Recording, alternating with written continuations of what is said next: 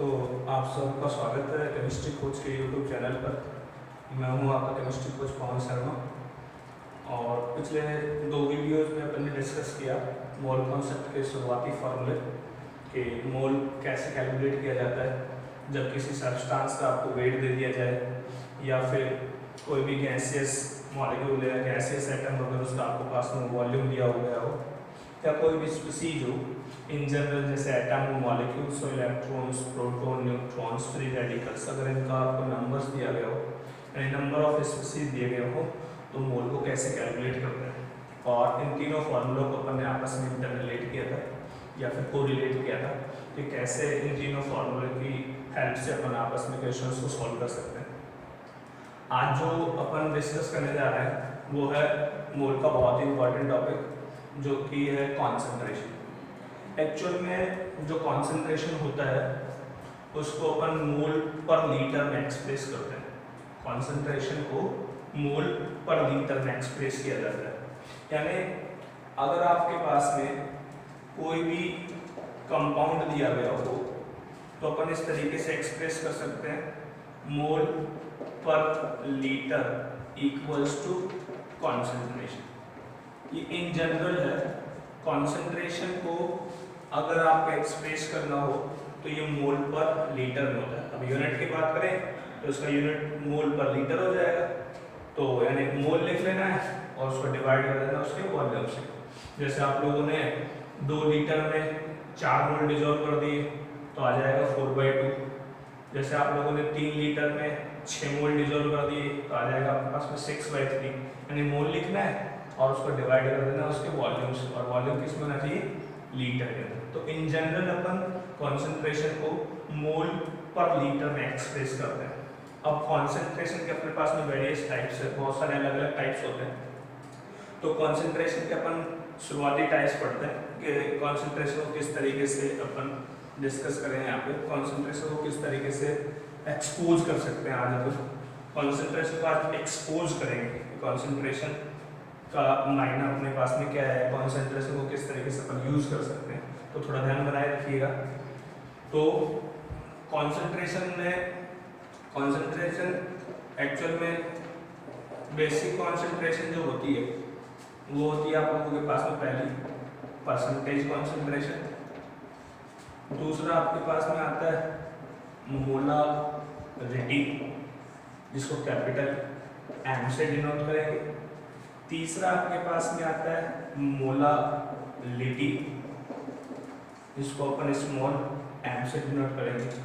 Molality जो होगा इसको मोलर कॉन्सेंट्रेशन भी बोला सकता है, और जो मोलालिटी होगी इसको अपन मोलर कॉन्सेंट्रेशन भी बोल सकते हैं। थोड़ा ध्यान दीजिएगा, ये होता है मोलारिटी कैपिटल एम, ये होता है मोलालिटी, यहाँ पे एल आता है यहाँ पे आर आता है, ये हो जाएगा स्मॉल। इसको मोलर कॉन्सेंट्रेशन और इसको मोलर कॉन्सेंट्रेशन। और एक सबसे इंपॉर्टेंट आता है नंबर 4 जो कि आता है अपने पास में नॉर्मलिटी, और नॉर्मलिटी को कैपिटल एन से डिनोट करते हैं और इसको नॉर्मल कॉन्सेंट्रेशन बोलते हैं। Normal concentration. तो एक हो गया अपने पास में परसेंटेज कॉन्सेंट्रेशन, एक हो गया अपने पास में मोलर कॉन्सेंट्रेशन, एक हो गया अपने पास में मोलर कॉन्सेंट्रेशन, और एक हो गया अपने पास में नॉर्मल कॉन्सेंट्रेशन, यानी मोलारिटी, मोलालिटी और नॉर्मलिटी।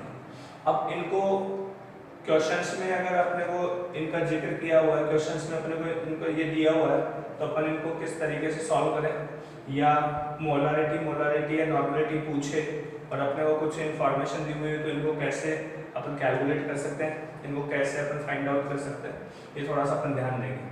तो सबसे फर्स्ट अपन पढ़ते हैं परसेंटेज कॉन्सेंट्रेशन। तो पहला टाइप अपन पढ़ते हैं आज परसेंटेज कॉन्सेंट्रेशन। तो परसेंटेज कॉन्सेंट्रेशन जो होता है ये आप लोगों के पास में 4 टाइप का होता है।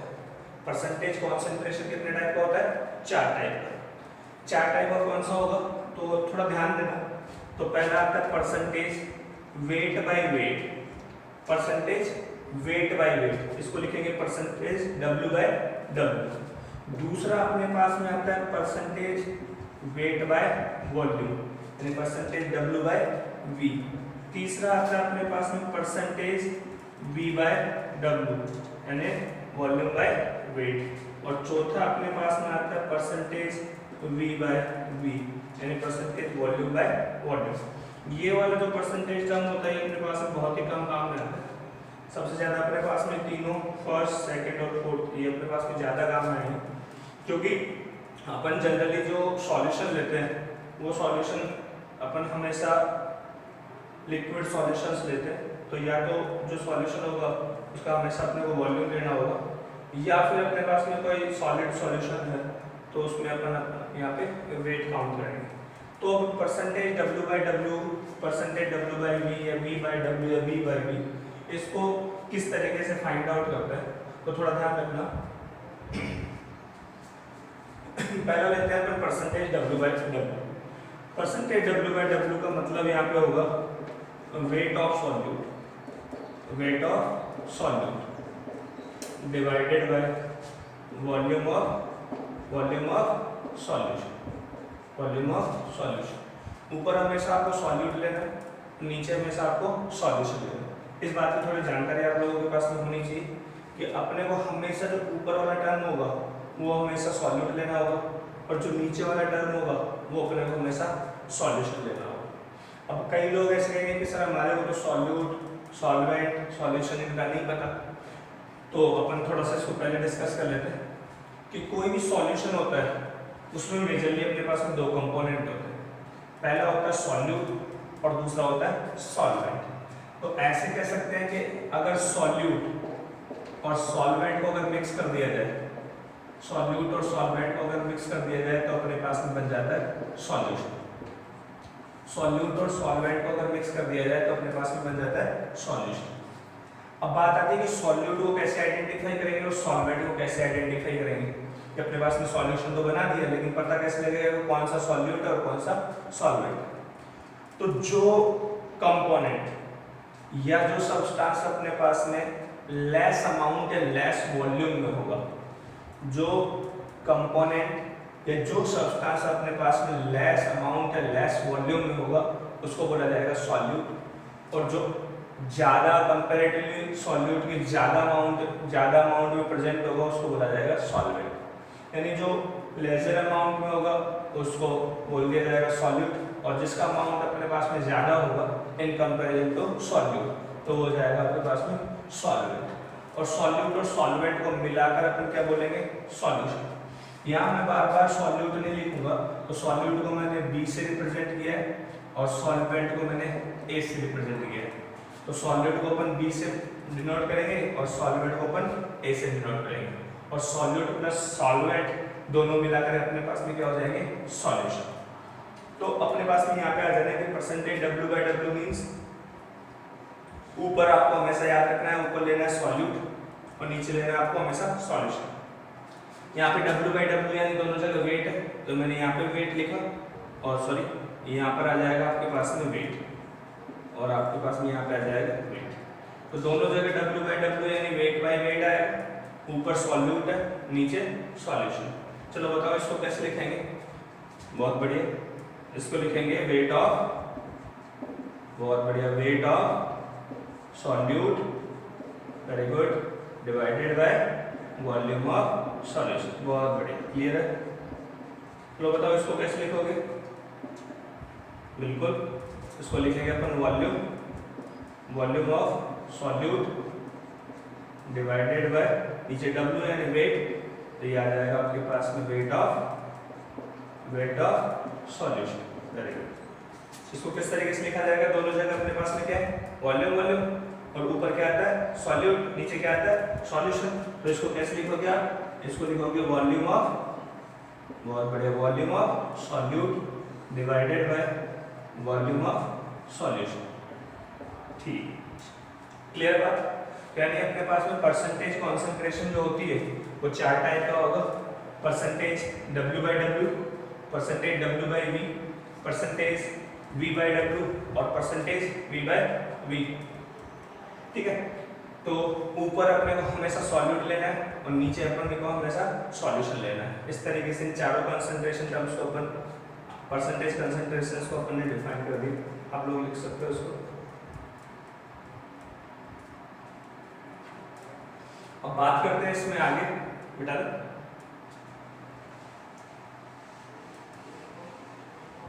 जो सब्सटेंस कम अमाउंट में होगा उसको सॉल्यूट बोलेंगे, और जो एक्सेस अमाउंट या लार्जर अमाउंट में होगा उसको सॉल्वेंट बोला जाएगा। क्लियर है बात? अब बात आती है अपने पास में, जैसे आपको मान लो एग्जाम्पल्स के तौर पर आपको मान लो इस तरीके से दिया हुआ है कि 49% W/V H2SO4 solution, 49% W/V H2SO4 solution, यानी एक H2SO4 का सॉल्यूशन, उसको जो किस कंसंट्रेशन में इसने डिनोट किया है, परसेंटेज, और परसेंटेज में किसमें, W/V। यानी अपने को आसानी से पता लग रहा है कि यहाँ पे जो सॉल्यूट होगा वो तो क्या होगा, सॉलिड, इसका तो वेट होगा, और सॉल्यूशन का क्या होगा यहाँ पे, वॉल्यूम होगा। और अपन ये कंसंट्रेशन कौन सी फाइंड कर रहे हैं, परसेंटेज, और परसेंटेज मींस 100। तो इसका जो मतलब होगा वो आसानी से समझिएगा कि सॉल्यूशन का तो अपने को क्या लेना है यहाँ पे, वॉल्यूम, और सॉल्यूट का अपने को क्या लेना है यहाँ पे, वेट। तो इसका मतलब मैं आप लोगों को बताने जा रहा हूँ, इसका मतलब है कि आपके पास में 100 ml सॉल्यूशन है, 100 ml क्या है, सॉल्यूशन। उस 100 ml सॉल्यूशन में आपके पास में 49 ग्राम क्या है, H2SO। समझ में आ गया? यानी अपने पास में 100 ml सॉल्यूशन है। क्यों 100 ml क्यों लिया, क्योंकि ये परसेंटेज कॉन्सेंट्रेशन है, तो परसेंटेज के लिए अपन हमेशा क्या लेंगे, 100। तो वॉल्यूम है तो कितना ले लिया, 100 ml, और वेट है तो कितना ले लिया, 49 ग्राम। तो यानी अपन ऐसे कह सकते हैं कि 49% W/V H2SO4 means 100 ml solution is present in 49 gram H2SO4, या फिर 49 ग्राम जो H2SO4 है उसको 100 ml सॉल्यूशन में डिसॉल्व कर रखा। ठीक है, जैसे आप दूसरा बताइए, जैसे आप लोगों को इस तरीके से कह दिया कि 16.6% W/W H2SO, इसका मतलब बताइए। 16.6% W/W H2SO4, तो अपने को पता है दोनों जगह क्या लेना है, वेट, और कितना सॉल्यूशन में कितना लेना है, हमेशा परसेंटेज दे दिया तो कितना, 100 ग्राम। तो अपन इसको बोल देंगे यहाँ पे वॉल्यूम था इसलिए अपन लोगों ने यहाँ पे 100 ml लिया, यहाँ पे अपने पास में वेट है इसलिए अपन यहाँ पे क्या लेंगे, 100 ग्राम। तो 100 ग्राम सॉल्यूशन है आप लोगों के पास में, उस 100 ग्राम सॉल्यूशन में अपने पास में 16.6 क्या होगा बताइए, वो लीटर या फिर ml या फिर अपने पास में वेट यानी ग्राम। तो देखो ऊपर भी क्या है अपने पास में, वेट, नीचे भी अपने पास में क्या है, वेट, तो दोनों जगह वेट है। तो यहाँ पे 100 ग्राम सॉल्यूशन किस में है, तो 16.6 ग्राम H2SO4 में। ये ज्यादा कहना उचित ये होगा कि 16.6 ग्राम H2SO4 जो है, 16.6 ग्राम H2SO4 जो है वो आपके पास में 100 ग्राम सॉल्यूशन में अवेलेबल है। तो इसका मतलब अपने को परसेंटेज कॉन्सेंट्रेशन अपन जब भी पढ़ेंगे, परसेंटेज कॉन्सेंट्रेशन अपन जब भी पढ़ेंगे तब अपने को दो चीजों का ध्यान रखना है कि पहली चीज कि ऊपर तो सॉल्यूट आएगा और नीचे हमेशा सॉल्यूशन आएगा, ऊपर सॉल्यूट आएगा नीचे हमेशा सॉल्यूशन आएगा। कई लोग सॉल्यूशन को नहीं लिखकर वहां पर सॉल्वेंट भी लिख देते हैं, तो वो कोई दिक्कत वाली बात नहीं होती, क्योंकि वो तब लिखा जाता है जब अपने पास में सॉल्यूट बहुत ही कम अमाउंट में हो। तो सॉल्यूट अगर कम अमाउंट में होगा तो अपन ऐसे कह सकते हैं कि जो सॉल्वेंट होगा वही लगभग क्या होगा, सॉल्यूशन के बराबर। तो यानी मैं ऐसे कहूँ कि जैसे 50 ग्राम सॉल्वेंट के अंदर 1.6 ग्राम मैंने सॉल्यूट मिला दिया, तो मैं कह सकता हूँ कि हाँ सॉल्यूशन लगभग आपके पास में कितना बनेगा, 50 ग्राम। तो जब सॉल्यूट बहुत ही कम अमाउंट में होता है तब अपन सॉल्वेंट को लगभग सॉल्यूशन के कंपेयर कर लेते हैं। क्लियर है बात? तो परसेंटेज कॉन्सेंट्रेशन जब भी आपको पूछे तो आपको वो हमेशा 100 में बताना है। अगर वॉल्यूम हो तो 100 ml लेना है, और अगर वेट हो तो 100 ग्राम लेना है। अब जैसे यहाँ पे 100 ग्राम सॉल्यूशन बना हुआ है किस में, 16.6 ग्राम में, और यहाँ पे V था तो 100 ml बोला हुआ है अपन ने किस में, 49 ग्राम में। क्लियर है बात?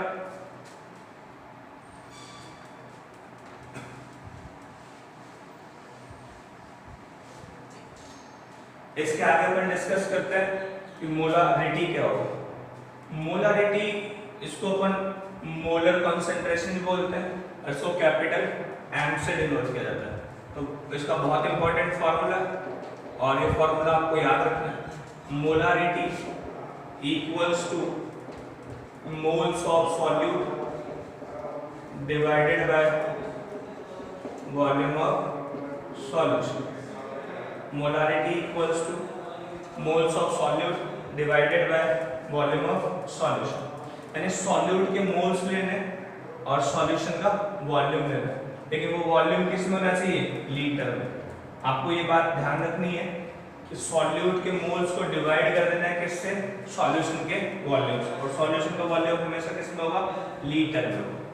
जैसे आप लोगों को ऐसे कह दिया जाए कि 490 ग्राम, ध्यान देना, 490 ग्राम H2SO4 is mixed, 490 gram of H2SO4 is mixed in 10 liter solution. Then find out the concentration. Then find out the concentration in terms of, find out the concentration in terms of molarity. Find out the concentration in terms of molarity. तो अपने को ये कैसे पता करना है? तो यानी अपने को क्वेश्चन जो दिया हुआ है उसमें 490 ग्राम H2SO4 दिया हुआ है और वो कितने में डिसॉल्व हो रहा है? 10 लीटर सॉल्यूशन में। अब अपने को कॉन्सेंट्रेशन पूछा है, लेकिन कॉन्सेंट्रेशन का भी टाइप कैसा पूछा है? मोलारिटी। तो अपने को फॉर्मूला याद होना चाहिए। तो molarity equals two moles of solute divided by volume of solution, किसमें? लीटर में। तब अपन इसको आसानी से फाइंड कर लेंगे। तो सॉल्यूट के मोल्स, तो सॉल्यूट के मोल्स अपने को पता करना है। अब मोल्स कैलकुलेट करने के मैंने आपको फॉर्मूले बता रखे हैं। अब बताइए मोल्स का कौन सा फॉर्मूला लगेगा? अपने को यहाँ पे वेट दिया हुआ है, देखो ध्यान से, 490 ग्राम वेट दिया हुआ है। अब वेट के लिए कौन सा फॉर्मूला याद करेंगे? तो आपको पहले वाले वीडियो में बताया हुआ है कि जब आपके पास में वेट दिया हुआ होता है तब अपन पहला वाला फॉर्मूला लगाते हैं, और वो कौन सा होता है? Mole equals to weight in gram divided by molar mass. तो यहाँ पे वेट, तो H2SO4 का तो मोल निकाल लें सबसे पहले। तो यहाँ पे मोल निकाल ले, तो मोल इक्वल्स टू वेट इन ग्राम, ग्राम में दिया हुआ है, बहुत बढ़िया। वेट इन ग्राम कितना? 490। Weight in gram divided by molar mass. अब अपने को H2SO4 का मोलर मास काउंट करना है। तो H2SO4 का मोलर मास काउंट करें किस तरीके से करेंगे?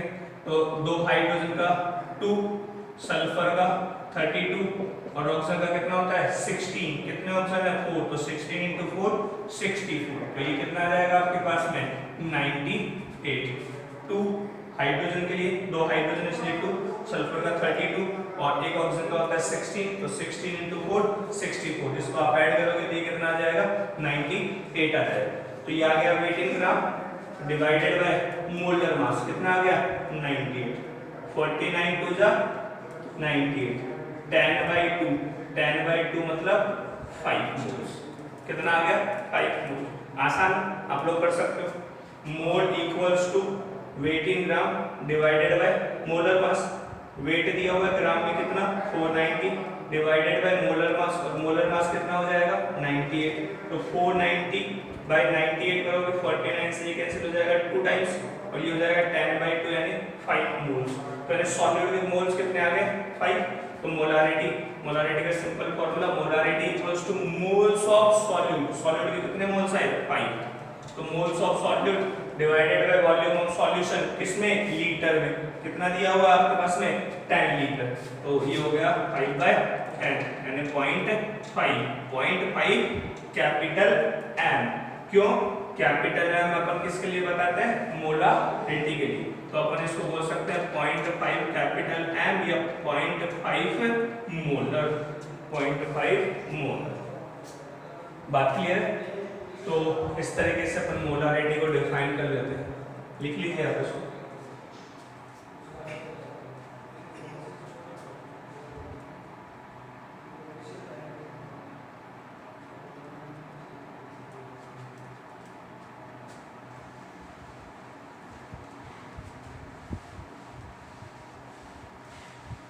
साथ में लिखिएगा ताकि थोड़ा टाइम वेस्ट ना हो अपना।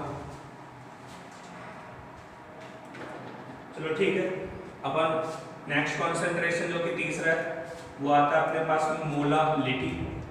और मोलालिटी जो होता है इसको अपन स्मॉल m से डिनोट करते हैं। क्लियर है बात?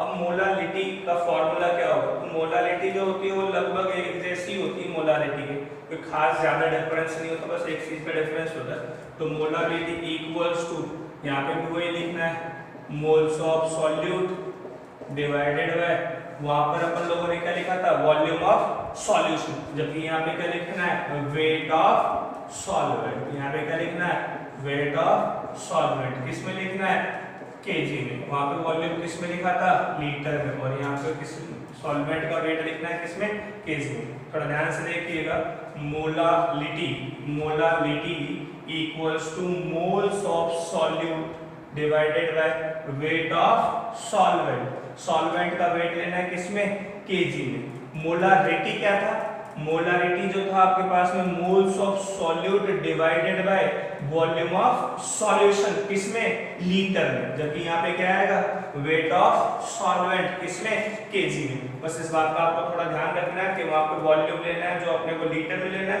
और यहाँ पे अपने को वेट लेना है सॉल्वेंट का किसमें, केजी में लेना है। तो इस तरीके से ये आपके पास में मोलारिटी हो जाएगा। ठीक है, मोल्स आप लोग फॉर्मूले बताए दिए आपको, 3 फॉर्मूले, वहां से मोल्स कैलकुलेट कर लेना है, और यहाँ पे आपको वेट दिया हुआ होगा सॉल्वेंट का, वो वेट आपको निकाल देना है। या सॉल्वेंट का वेट ना दे तो अपन जानते हैं कि सॉल्यूशन, अपन जानते हैं कि जो solution is made up of solute plus solvent. Solute plus solvent, इन दोनों को मिला देते हैं तो अपने पास में सॉल्यूशन बनता है। यानी इसका जो वेट होगा प्लस इसका जो वेट होगा वो किसके बराबर होगा, सॉल्यूशन का।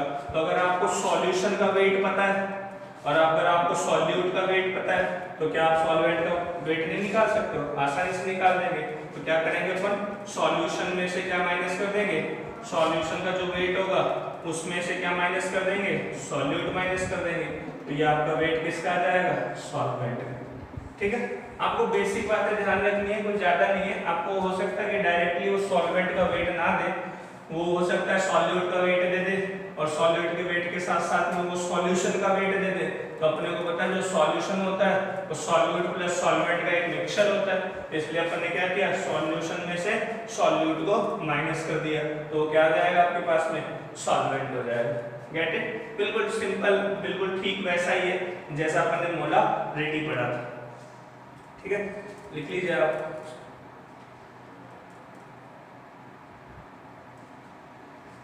अब अपन आते हैं चौथे वाले फॉर्मूले पे। तो चौथा वाला फॉर्मूला है वो सबसे इंपॉर्टेंट कॉन्सेंट्रेशन है, और वो कॉन्सेंट्रेशन आती है आप लोगों के पास में नॉर्मलिटी।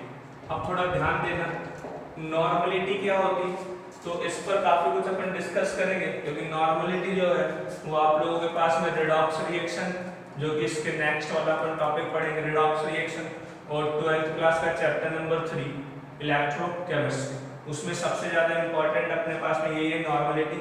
तो नॉर्मलिटी अगर अपने को क्लियर है तो 12th क्लास का चैप्टर नंबर 3 लगभग 50% अपने को यहीं से क्लियर हो जाता है, उसको ज्यादा कुछ अपने को पढ़ने की जरूरत नहीं होती। नॉर्मलिटी के अलावा थोड़ा बहुत जो दिया होता है वो अपने को पढ़ना होता है, बाकी नॉर्मलिटी है वो बहुत ही इंपॉर्टेंट कॉन्सेंट्रेशन टर्म में जो अपने को ध्यान में होनी चाहिए।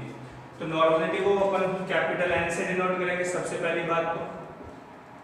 अब नॉर्मलिटी का फॉर्मूला क्या होगा, तो नॉर्मलिटी होगा number of equivalents divided by volume of solution. Solution का वॉल्यूम लेना है, किस में लेना भैया, लीटर के अंदर। तो अपने को ध्यान देना number of equivalents divided by volume of solution. Number of equivalents या नंबर ऑफ ग्राम इक्विवेलेंट्स, ठीक है। तो नंबर ऑफ इक्विवेलेंट्स या फिर नंबर ऑफ ग्राम इक्विवेलेंट्स, दोनों एक ही बात है। नंबर ऑफ इक्विवेलेंट्स या number of gram equivalents divided by volume of solution. Volume of solution तो अपने को क्लियर है कि वॉल्यूम ऑफ सॉल्यूशन तो लीटर में अपने को लिख लेना है। अब बात आती है कि नंबर ऑफ ग्राम इक्विवेलेंट्स, ये बिल्कुल अपने पास में नया टर्म है। तो नंबर ऑफ ग्राम इक्विवेलेंट्स, तो नंबर ऑफ ग्राम इक्विवेलेंट्स किस तरीके से निकालेंगे, नंबर ऑफ ग्राम इक्विवेलेंट्स। तो नंबर ऑफ ग्राम इक्विवेलेंट्स कैसे निकालेंगे, तो अपन यहाँ पे लिखेंगे weight divided by equivalent weight. और इक्विवेलेंट वेट जो होता है उसको अपन कैपिटल ई से डिनोट करेंगे। नॉर्मलिटी, ध्यान सुनिएगा, normality equals to number of gram equivalents divided by volume of solution. Volume of solution अपने को यहाँ से आराम से पता है कि वॉल्यूम ऑफ सॉल्यूशन क्या होता है। अब अपने को चाहिए कि ग्राम इक्विवेलेंट्स के नंबर कैसे फाइंड करें। तो ग्राम इक्विवेलेंट के नंबर फाइंड करने का फॉर्मूला होता है वेट अपॉन इक्विवेलेंट वेट। ये बात भी क्लियर है कि यहाँ से अपने को वेट भी पता लग जाएगा कि वेट तो अपन सिंपल जानते हैं क्या होता है, लेकिन अब नया टर्म आ गया इक्विवेलेंट वेट। तो इक्विवेलेंट वेट कैसे फाइंड करेंगे। तो इक्विवेलेंट वेट जो होता है वो होता है molar mass. Equivalent weight equals to molar mass divided by valency factor. VF means valency factor. VF means valency factor. कई जगह लोग इसको एन फैक्टर भी बोलते हैं, कई जगह इसको एन फैक्टर भी बोला गया। तो थोड़ा ध्यान से दीजिएगा। Number of gram equivalents divided by volume of solution. Solution का वॉल्यूम अपने को पता है, ग्राम इक्विवेलेंट्स के नंबर फाइंड करने। ग्राम इक्विवेलेंट्स के नंबर फाइंड करने के लिए अपने को फॉर्मूला होगा weight upon equivalent weight. Weight अपन जानते हैं, बात आती है इक्विवेलेंट वेट की, और इक्विवेलेंट वेट जो आएगा वो आ जाएगा आपके पास में molar mass divided by valency factor. Molar mass अपन जानते हैं, एटम दिया हुआ है तो एटॉमिक मास, मॉलिक्यूल दिया हुआ है तो मॉलिक्यूलर मास, कंपाउंड दिया है तो उस कंपाउंड का मास। अब आता है नया टर्म जो कि आता है वैलेंसी फैक्टर। अब वैलेंसी फैक्टर को अपन रिडॉक्स रिएक्शन में कंप्लीटली पढ़ने वाले हैं। तो वैलेंसी फैक्टर क्या होता है, तो वैलेंसी फैक्टर को अपन डिस्कस करेंगे। तो थोड़ा ध्यान दीजिएगा, पहले तो ये आप लोग लिख लीजिए और फिर वैलेंसी फैक्टर के बारे में डिटेल में डिस्कस करते हैं कि वैलेंसी फैक्टर अपने पास में क्या होगा।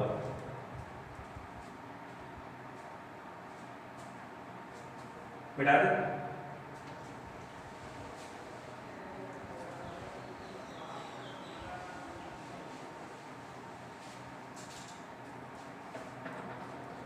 अब अपन डिस्कस करने वाले हैं यहाँ पे वैलेंसी फैक्टर। वैलेंसी फैक्टर बहुत ही ज्यादा इंपॉर्टेंट है। वैलेंसी फैक्टर ये अगर कैलकुलेट करना अपने को आ गया तो मैं बता रहा हूँ आप लोगों को नॉर्मलिटी में कोई ज्यादा मुश्किल नहीं होने वाली, क्योंकि वैलेंसी फैक्टर जो होता है ये सबसे इंपॉर्टेंट और सबसे क्रिटिकल पार्ट होता है अगर अपने को नॉर्मलिटी कैलकुलेट करना हो। तो वैलेंसी फैक्टर अपन अलग अलग टाइप से निकाल सकते हैं। जैसे मान लो अपने को इन केस ऑफ एसिड पहला लेते हैं कि जैसे मान लो आपके पास में एसिड दिया गया हो। अगर आपके पास में एसिड दिए गए हो या फिर एसिड दिया गया हो तो एसिड के अंदर वैलेंसी फैक्टर क्या होगा। तो एसिड के अंदर वैलेंसी फैक्टर जो होता है वो होता है number of replaceable H+ ions. Number of replaceable H+ ions, यही आपका क्या हो जाएगा वैलेंसी फैक्टर। एसिड के केस में जो वैलेंसी फैक्टर होता है वो होता है number of replaceable H+ ions. अब देखो मैंने यहाँ पे एक टर्म इस्तेमाल किया है वो है replaceable H+ ions.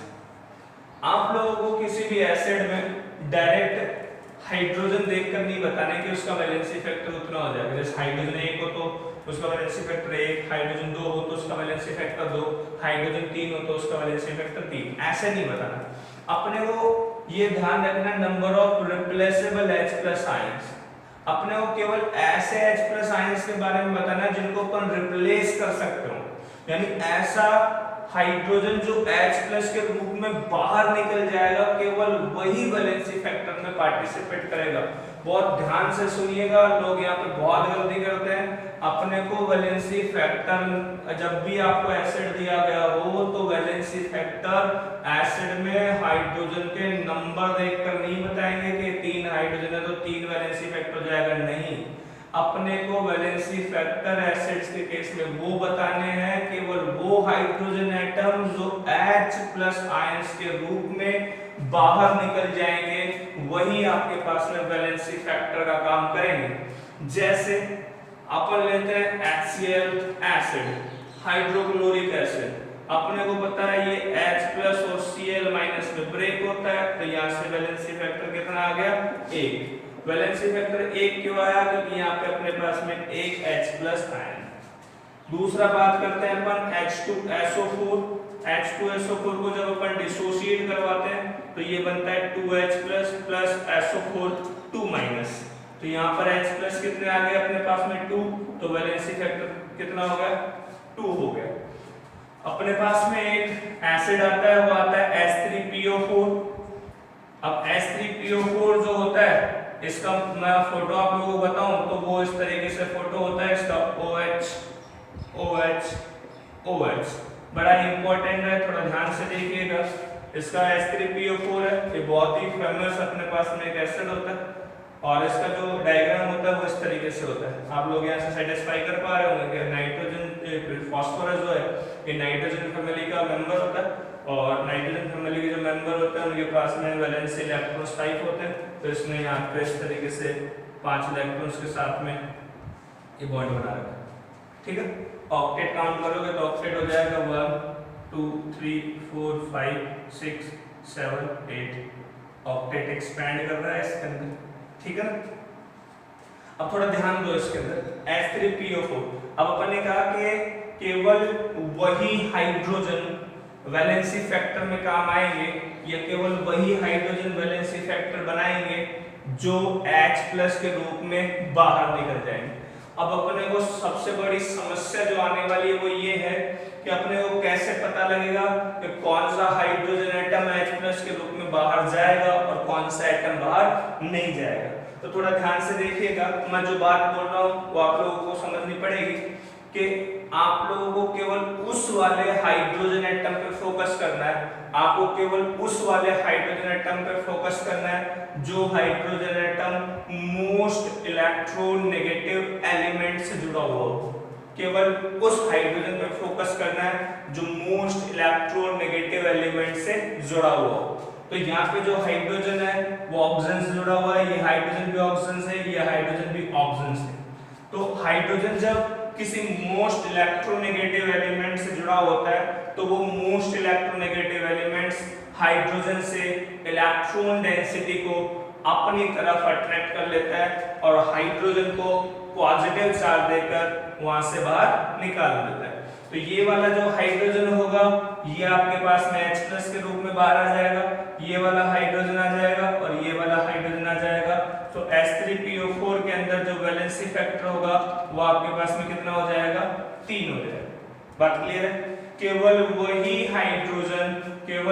Hydrogen H plus के रूप में बाहर निकलेगा जो ऑक्सीजन, फ्लोरीन और नाइट्रोजन जैसे मोस्ट इलेक्ट्रोनेगेटिव एलिमेंट से जुड़ा हुआ है। तो H3PO4 में ये तीनों हाइड्रोजन ऑक्सीजन जैसे इलेक्ट्रोनेगेटिव एलिमेंट से जुड़े हुए हैं, इसलिए ये तीनों हाइड्रोजन H प्लस के रूप में बाहर आ जाएंगे। अब थोड़ा ध्यान दीजिएगा कि H3PO3 मैंने आप लोगों को कहा था कि कंपाउंड के अंदर हाइड्रोजन देखकर मत बता देना कि उसका वैलेंसी फैक्टर उतना ही होगा। इसमें कोई दिक्कत वाली बात नहीं है। एक हाइड्रोजन तो वैलेंसी फैक्टर 1, 2 हाइड्रोजन तो वैलेंसी फैक्टर 2, 3 हाइड्रोजन तो वैलेंसी फैक्टर 3। और अगर ऐसी गलती इसमें करें कि इसमें भी 3 हाइड्रोजन है तो इसमें भी वैलेंसी फैक्टर 3 हो जाएगा, नहीं, इसमें वैलेंसी फैक्टर 3 नहीं होगा। जैसे आप लोगों को इसका डायग्राम बनाना है तो आपको डायग्राम बनाओगे तो ये इस तरीके से बनेगा OH OH और H। आप यहाँ पे सेटिस्फाई करोगे 3 आपके पास में हाइड्रोजन है और 3 ही आपके पास में ऑक्सीजन है, तो 1 2 3 ऑक्सीजन हो गई और 1 2 3 हाइड्रोजन हो गई। अब मैंने कहा था कौन सा वाला हाइड्रोजन H प्लस के रूप में बाहर आएगा जो ऑक्सीजन या इलेक्ट्रोनेगेटिव एलिमेंट से जुड़ा हुआ है। तो ये वाला H प्लस के रूप में बाहर आ जाएगा और ये वाला H प्लस के रूप में बाहर आ जाएगा। क्या ये H प्लस के रूप में बाहर आ पाएगा? तो ये बिल्कुल भी नहीं आ पाएगा, ये दोनों ही H प्लस के रूप में बाहर आएंगे। तो यहाँ पे आपके पास में वैलेंसी फैक्टर कितना हो जाएगा? तो यहाँ पे आपके पास में वैलेंसी फैक्टर कितना हो जाएगा? 2 हो जाएगा। सेम इसी तरीके से एक और एसिड है जो कि होता है H3PO2 और इसको जब आप इसका डायग्राम बनाते हो तो आप लोगों के पास में ये इस तरीके से बनता है। देखो देखने पर लग रहा है कि इसमें 3 हाइड्रोजन वैलेंसी फैक्टर 3 हो जाएगा, लेकिन इसका वैलेंसी फैक्टर 3 नहीं होगा। इसका वैलेंसी फैक्टर कितना होगा? 1, क्योंकि एक ही ऑक्सीजन, एक ही हाइड्रोजन ऐसा है जो ऑक्सीजन से जुड़ा हुआ है। तो इसका वैलेंसी फैक्टर आप लोगों के पास में कितना हो जाएगा? 1 हो जाएगा। बात क्लियर है? तो इस तरीके से आपको ध्यान देना है कि एसिड्स के केस में वैलेंसी फैक्टर वही होगा जो आप लोगों के पास में H+ के रूप में बाहर आ जाए। तो जितने भी हाइड्रोजन, ऑक्सीजन या फिर किसी इलेक्ट्रोनेगेटिव एलिमेंट से जुड़े हुए हैं हमेशा वही H+ रूप के H+ आयंस के रूप में बाहर आएंगे। तो एसिड्स के केस में अपने को वैलेंसी फैक्टर कैसे पता करना है? Number of replaceable H+ ions. लिखिएगा इसको।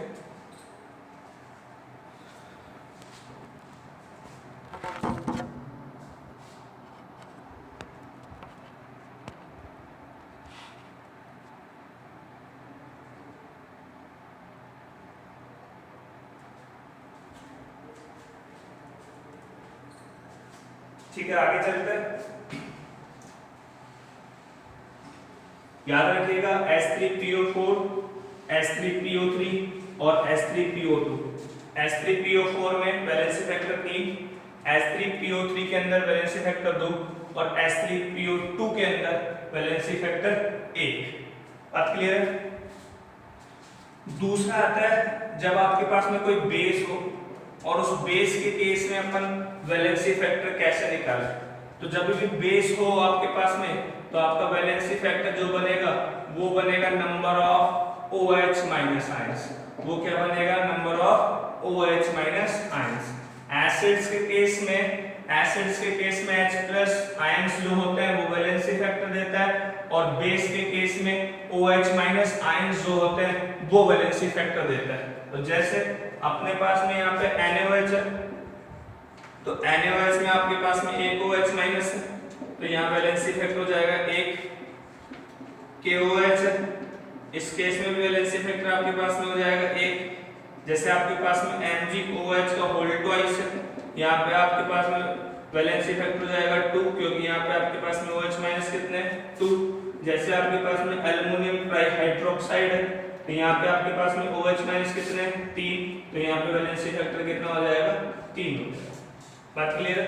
तो सिंपल अपने को ये ध्यान देना है, एसिड्स के केस में नंबर ऑफ H+ आयंस और बेस के केस में number of OH- ions valency factor का काम करता है। अब बात है जब आपको एसिड भी ना दे, जब आपको बेस भी ना दे और आपको दे दिया जाए सॉल्ट, तो सॉल्ट के केस में वैलेंसी फैक्टर क्या बनेगा? तो जब भी आपके पास में सॉल्ट दे तो सॉल्ट के केस में आपको वैलेंसी फैक्टर निकालने के अपने पास में 2 तरीके हैं। पहला तरीका मैं पहला ही तरीका बता देता हूं क्योंकि यही सबसे इजी है। तो सॉल्ट के केस में वैलेंसी फैक्टर कैसे काउंट करते हैं? तो अपन जानते हैं कि जो एसिड प्लस बेस जो होता है ये कन्वर्ट होता है सॉल्ट प्लस वाटर यानी H2। अपने को सबको पता है 10th क्लास में अपने पढ़ा हुआ है एसिड बेस न्यूट्रलाइजेशन रिएक्शन। क्या बोला जाता है इसको? Acid base neutralisation reaction. जब किसी एसिड को किसी बेस के साथ में न्यूट्रलाइज करवाते हैं तो वहां पर फॉर्मेशन होता है सॉल्ट और वाटर का। तो एसिड बेस न्यूट्रलाइजेशन रिएक्शन भी इसको बोला जाता है। आप लोग इसको ध्यान रखिएगा, acid plus base convert into water plus salt. अब इस केस में अपने को वैलेंसी फैक्टर पता करना है। जैसे मान लो आपके पास में HCl दे दिया एसिड और NaOH आपके पास में दे दिया बेस, तो आपको पता है ये H+ और ये OH- तो किस में कन्वर्ट हो जाएंगे? H2O में। और ये Cl- और ये Na+ किस में कन्वर्ट हो जाएगा? NaCl में। तो ये तो हो गया आपके पास में सॉल्ट और ये हो गया water. Acid base neutralisation reaction में जितना नंबर ऑफ मॉलिक्यूल्स H2O बनेगा, H2O के जितने नंबर ऑफ मॉलिक्यूल्स बनेंगे वही वैलेंसी फैक्टर हो जाएगा। तो यहाँ पे आपके पास में H2O कितना बना? 1 मॉलिक्यूल, तो यहाँ पर वैलेंसी फैक्टर कितना हो जाएगा? 1 हो जाएगा। ये बड़ा आसान। दूसरा इंपॉर्टेंट एग्जांपल अपन ऐसे देखते हैं। जैसे मान लो आपके पास में H2SO4 दिया गया हो और H2SO4 के साथ में आपके पास में NaOH दिया गया हो। अब ये एग्जांपल बहुत इंपॉर्टेंट है। अब देखो यहाँ पर जो H2SO4 है ये आपके पास में डाइबेसिक एसिड है। डाइबेसिक एसिड का मतलब ऐसा एसिड जो अपने को 2H+ दे सके। ट्राइबेसिक का मतलब जो एसिड अपने को 3H+ दे सके। और अपने पास में मोनोबेसिक का मतलब जो एसिड अपने को एक H+ दे सके। ये वाला H2SO4 जो सल्फ्यूरिक एसिड होता है, ये सल्फ्यूरिक एसिड अपने को 2 H+ आयन आसानी से दे सकता है, लेकिन ये जो NaOH है ये अपने को केवल एक ही OH- आयन दे सकता है। यानी इसकी टेंडेंसी तो 2H+ देने की है, लेकिन इसकी टेंडेंसी जो है वो एक ही OH- देने की है। तो अपन क्या करेंगे, इसके एक H+ को, ध्यान सुनना, इसके एक H+ को इसके एक OH- से न्यूट्रलाइज करवा देंगे। इसके एक H+ को इसके एक OH- से करवा देंगे। अगर अपने पास में यहाँ पे 2 OH- होते तो 2 OH- इन 2 H+ से न्यूट्रलाइज कर जाते, लेकिन अपने पास में यहाँ पे केवल एक ही OH- है, तो यहाँ पर केवल एक ही H+ न्यूट्रलाइज हो पाएगा। तो यहाँ से एक H+ चला जाएगा, यहाँ पे एक H+ चला जाएगा, तो ये क्या बच जाएगा, HSO4-, और यहाँ पे एक OH- चला जाएगा, तो ये क्या बन जाएगा, Na+। अब अपने को पता है ये H+ और ये OH- तो क्या बना लेंगे, वाटर, और बाकी का ये क्या बना लेगा, NaHSO4। बात क्लियर है। तो अपने पास में यहाँ पे H2 मॉलिक्यूल्स कितने फॉर्म हुए, एक, इसलिए इसका वैलेंसी फैक्टर अपने पास में क्या हो जाएगा, 1। इससे भी शानदार एग्जांपल्स आप लोग देख लो। अब की बार आप लोगों को दिया H2SO4, और H2SO4 के साथ में आपके पास में अब के बाद NaOH के 2 मॉलिक्यूल्स दे दिए। H2SO4 के साथ आपको अब के बाद NaOH के 2 मॉलिक्यूल्स दे दिए। अब यहाँ पे OH- आपके पास में कितने हो गए, 2 OH- और 2 H+, क्या कंप्लीट न्यूट्रलाइजेशन हो जाएगा, बिल्कुल साफ हो जाएगा। तो दोनों का अगर कंप्लीट न्यूट्रलाइजेशन हो जाएगा तो एक H+ और एक OH- एक H2 बनाता है, तो 2 H+ और 2 NaOH क्या बना लेगा आपके पास में, 2 H2 बना लेगा, और बाकी का रेस्ट किस में कन्वर्ट हो जाएगा, सॉल्ट के अंदर। तो अब के बाद यहाँ पे H2 मॉलिक्यूल्स कितना बना, 2, इसमें कितना बना था, 1, तो इसका वैलेंसी फैक्टर कितना आया, 1, इसमें कितना बना, 2, तो यहाँ पे वैलेंसी फैक्टर कितना है, 2। तो जब भी आपको एसिड बेस न्यूट्रलाइजेशन रिएक्शन दे, या फिर कभी एसिड और बेस को न्यूट्रलाइज करवाए, तो आपको हमेशा ध्यान देना है कि जितने H2 मॉलिक्यूल्स फॉर्म होंगे वही क्या हो जाएगा आपके पास में, वैलेंसी फैक्टर, वही क्या हो जाएगा आपके पास में, वैलेंसी फैक्टर। तो आपको यहाँ पर H2SO4 और NaOH का मोल का रेशियो देखना है। यहाँ पे H2SO4 का कितना मोल लिया हुआ है, 1 मोल, और यहाँ पे NaOH का कितना मोल लिया हुआ है, 1 मोल। तो H2SO4 और NaOH का मोल रेशियो क्या है, सेम है। तो आपके पास में एक H2 बना, यहाँ पे H2SO4 और NaOH का मोल रेशियो अब की बार अलग है, H2SO4 का 1 मोल है और NaOH का 2 मोल है। तो अब तो आपको पता है आपके पास कितना बनेगा, 2H2। तो यानी जब भी एसिड बेस न्यूट्रलाइजेशन के अंदर वैलेंसी फैक्टर काउंट करें, तो आपको थोड़ा ध्यान ये देना है कि उनका मोल रेशियो किस हिसाब से दिया हुआ है। जिस हिसाब से मोल रेशियो दिया हुआ है उतने ही उनके H+ और OH- को आपस में न्यूट्रलाइज करवा देना है, और वहां पर वाटर मॉलिक्यूल्स का फॉर्मेशन करवा देना है। जितने वाटर मॉलिक्यूल्स फॉर्म होंगे उतने ही आप लोगों के पास में वैलेंसी फैक्टर आ जाएगा। क्लियर है बात। तो एसिड बेस रिएक्शन में या एसिड बेस न्यूट्रलाइजेशन रिएक्शन में नंबर ऑफ H2 मॉलिक्यूल्स जो होंगे वही आपके पास में वैलेंसी फैक्टर का काम करेंगे। लिखिएगा इसको।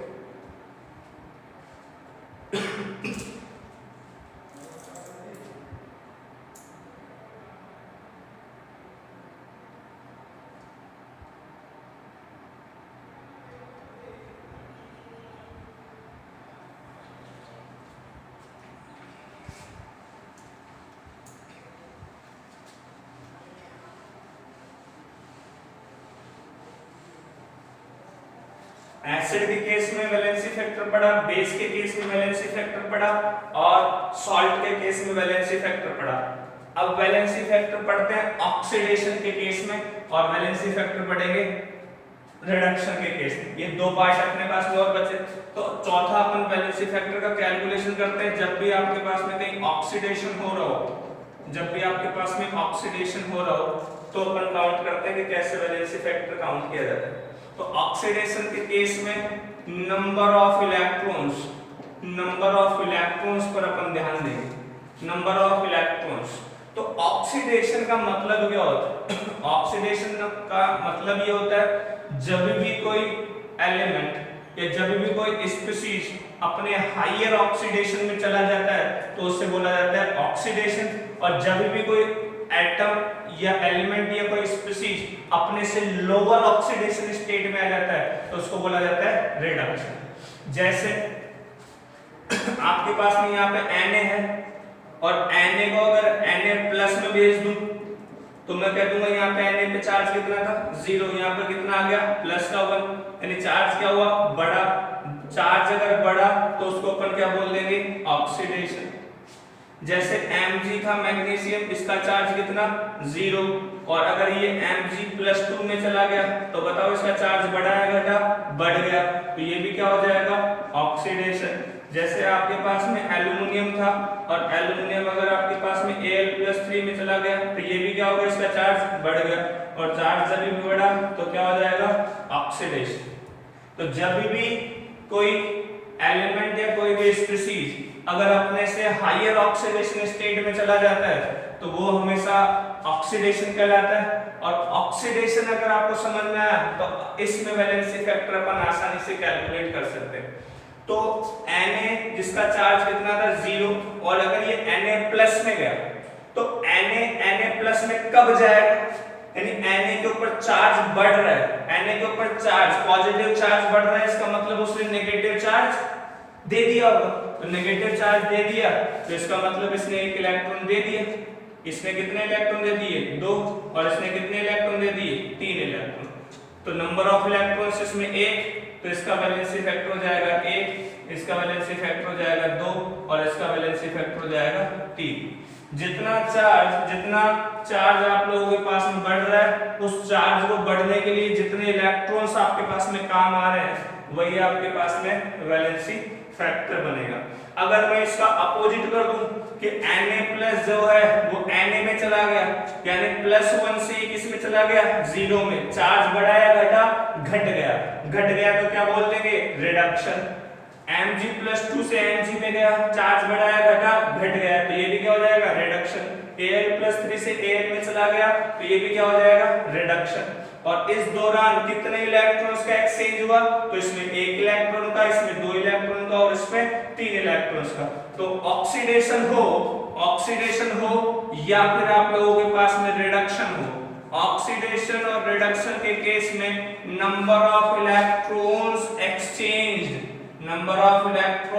एक्सचेंज्ड, जितने इलेक्ट्रॉन का एक्सचेंज हो रहा है वही आपके पास में वैलेंसी फैक्टर बन जाएगा। अब इस वैलेंसी फैक्टर को समझने के लिए अपने पास में रेडॉक्स रिएक्शंस की जानकारी होनी चाहिए।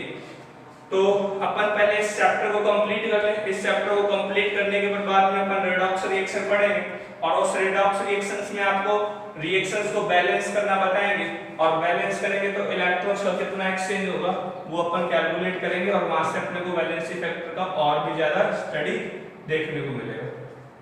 तो हाल फिलहाल के लिए इतना ही है। Oxidation, reduction in case of acid, in case of base, और इन केस ऑफ सॉल्ट्स यानी एसिड बेस न्यूट्रलाइजेशन रिएक्शंस में अपन लोगों ने वैलेंसी फैक्टर को काउंट किया।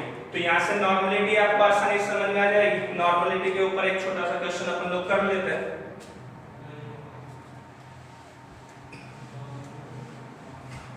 नॉर्मलिटी के ऊपर एक छोटा सा क्वेश्चन इस तरीके से करते हैं, जैसे आपके पास में इस तरीके से बोला जाए 98 ग्राम H2SO4, 98 gram H2SO4 is dissolved। मैं बोल रहा हूँ, लिख लीजिएगा question. 98 gram H2SO4 is dissolved in 500 ml solution, then find normality। अब अपने को इसकी नॉर्मलिटी बतानी है, तो सबसे पहले अपने को नॉर्मलिटी का फॉर्मूला याद होना चाहिए। तो नॉर्मलिटी होता है number of gram equivalents divided by volume of solution. तो स्टेप बाय स्टेप देखिएगा। तो normality equals to number of gram equivalents divided by volume of solution. Volume of solution किस में लेना है, हमेशा लीटर में। अब आ जाइए स्टेप बाय स्टेप करते हैं। पहले तो फॉर्मूला प्राइमरी चीज है, फॉर्मूला अगर याद नहीं होगा तो मैं भी कुछ नहीं कर सकता और क्वेश्चन तो बेचारा कुछ कर ही नहीं पाएगा। तो नॉर्मलिटी में अपने को number of gram equivalent divided by volume of solution, और अपन आते हैं नंबर ऑफ ग्राम इक्विवेलेंट्स। तो आप लोग फॉर्मूला देखिए कॉपी में से किस तरीके से याद हो गया तो ठीक। नंबर ऑफ ग्राम इक्विवेलेंट्स कैसे निकालते हैं, तो वो आ जाता है अपने पास में wait upon equivalent weight, wait upon equivalent wait, और इक्विवेलेंट वेट अपने पास में कैसे आता है, तो इक्विवेलेंट वेट आता है अपने पास में molar mass, molar mass divided by valency factor, molar mass divided by valency factor. अब इसको पीछे से स्टार्ट करते हैं, वैलेंसी फैक्टर पता करो। तो आप लोगों को पता है H2SO4 एसिड है बेस, तो H2SO4 सिंपल एसिड है। कैसा एसिड है, डायबेसिक एसिड है। कितने H+ देगा, 2 H+ देगा, तो वैलेंसी फैक्टर क्या हो गया, 2, तो वैलेंसी फैक्टर हो गया इसका 2। मोलर मास, H2SO4 का मोलर मास अभी पिछले वाले क्वेश्चन में अपन ने काउंट किया था, कितना आता है 98, तो molar mass by valency factor, तो मोलर मास कितना हो गया 98, वैलेंसी फैक्टर कितना हो गया 2, तो इसका इक्विवेलेंट वेट कितना हो गया 49। वैलेंसी फैक्टर पता किया, वैलेंसी फैक्टर से अपन इक्विवेलेंट वेट पता कर लिए, कितना आ गया 49। अब आ जाओ इसके ऊपर नंबर ऑफ ग्राम इक्विवेलेंट्स। तो नंबर ऑफ ग्राम इक्विवेलेंट्स क्या होता है, वेट, वेट आपको दिया हुआ है कितना 98 ग्राम, वेट आपको कितना दिया हुआ है 98 ग्राम, और इक्विवेलेंट वेट, इक्विवेलेंट वेट अभी आप लोगों ने निकाला है कितना 49। तो बताइए ग्राम इक्विवेलेंट कितने आएंगे, 49 2 जा 98, कितने आ गए 2, तो ग्राम इक्विवेलेंट आ गए 2। अब आ जाओ इसमें, अब नॉर्मलिटी क्या होती है, नंबर ऑफ ग्राम इक्विवेलेंट्स कितने हैं 2, divided by volume of solution, volume of solution आपको दिया हुआ कितना 500 ml, ध्यान दीजिएगा 500 ml, जबकि अपने को सॉल्यूशन का वॉल्यूम किस में लेना है, लीटर में। तो 500 ml का लीटर में कन्वर्ट करोगे तो कितना हो जाएगा, half litre, half litre means 0.5 litre, तो ये हो जाएगा 0.5 लीटर, तो 0.5, तो ये हो जाएगा 20/5, तो ये आ जाएगा 4, तो इसकी नॉर्मलिटी क्या हो जाएगी 4, तो ये हो जाएगा 4 नॉर्मल, तो इसकी नॉर्मलिटी कितने देख भैया 4, आसानी से देखिएगा। वैलेंसी फैक्टर एसिड है, तो एसिड के केस में वैलेंसी फैक्टर 2, मोलर मास इसका 98/2, ये आ गया 49, क्या आ गया इक्विवेलेंट वेट, इक्विवेलेंट वेट कितना है 49, तो यहाँ पे आ जाओ, तो नंबर ऑफ ग्राम इक्विवेलेंट्स कैसे निकालेंगे, weight upon equivalent weight, weight कितना दिया हुआ है 98, इक्विवेलेंट वेट कितना है 49, ये कितना आ जाएगा 2, इक्विवेलेंट्स आ गया आपके पास में 2, तो इक्विवेलेंट्स आ गया आपके पास में 2, और वॉल्यूम ऑफ सॉल्यूशन 500 ml है। डेफिनेशन के अकॉर्डिंग वॉल्यूम अपने को किस में काउंट करना है, किस में लेना है, लीटर में, तो 500 ml मतलब हाफ लीटर, हाफ लीटर यानी 0.5 लीटर, ये पॉइंट यहाँ हटेगा तो यहाँ पर ऊपर 0 लगाएंगे, तो 20/5 दैट इज 4 नॉर्मल। बात क्लियर है। अब नॉर्मलिटी से रिलेटेड अपने को 2-3 टर्म देख लेना है मैं बता देता हूँ आपको, फिर आप लोग लिख लेना। एक होता है आपके पास में डेसी नॉर्मल, एक होता है आपके पास में डेसी नॉर्मल। डेसी नॉर्मल का मतलब होता है 1/10 जिसकी नॉर्मलिटी है। एक होता है आपके पास में सेमी नॉर्मल, और सेमी नॉर्मल का मतलब होता है जिसकी अपने पास में नॉर्मलिटी कितनी हो, हाफ। तो इसको हाफ नॉर्मल या n/2 भी बोला जाता है, और डेसी नॉर्मल इसकी नॉर्मलिटी 1/10 यानी इसको n/10 भी बोलता है। तो एक होता है आपके पास में डेसी नॉर्मल और एक होता है आपके पास में सेमी नॉर्मल। क्लियर है बात, और इस तरीके से आप लोगों को इसको लिख लेना है। तो आज के लिए बस इतना ही। कल अपन इसका सेकंड पार्ट पढ़ेंगे जो कि आता है रेडॉक्स रिएक्शन। तो रेडॉक्स रिएक्शन से पढ़े तो उससे पहले अपन इसका जो नेक्स्ट पार्ट आता है लिमिटिंग रिएजेंट और ग्राम इक्विवेलेंट का जो कॉन्सेप्ट आता है उसको अपन डिस्कस कर लेंगे। तो limiting reagent, principle of atomic conservation और ग्राम इक्विवेलेंट कॉन्सेप्ट, ये तीन अपने को बेसिक बातें इस चैप्टर में पता होनी चाहिए। तो इन तीनों बातों को पढ़ लेंगे, उसके बाद में रिडॉक्स पढ़ लेंगे, या फिर इसके बाद रिडॉक्स पढ़ लेंगे और उन तीनों को बाद में पढ़ लेंगे। जैसा भी सुटेबल हो आप मुझे कमेंट बॉक्स में कमेंट करके बता दीजिएगा कि आगे कौन सा पार्ट अपन पढ़ना चाहते हैं, वही पार्ट अपन पढ़ लेंगे। तब तक के लिए अपना ध्यान रखिएगा और पढ़ते रहिएगा। चैनल को अगर सब्सक्राइब नहीं किया हो तो सब्सक्राइब कर दीजिएगा, लाइक कर दीजिएगा। जो भी आप लोगों को कहीं भी मजा आया हो या जो भी क्वेरी आई हो उसको कमेंट बॉक्स में कमेंट करके बता दीजिएगा, ताकि मेरा हौसला बना रहे और उसी तरीके से मैं आगे आप लोगों को वीडियो अपलोड करता रहूँ और आप लोगों के साथ में कनेक्ट रहे। ठीक है, तब तक के लिए अपना ध्यान रखिएगा। All the best.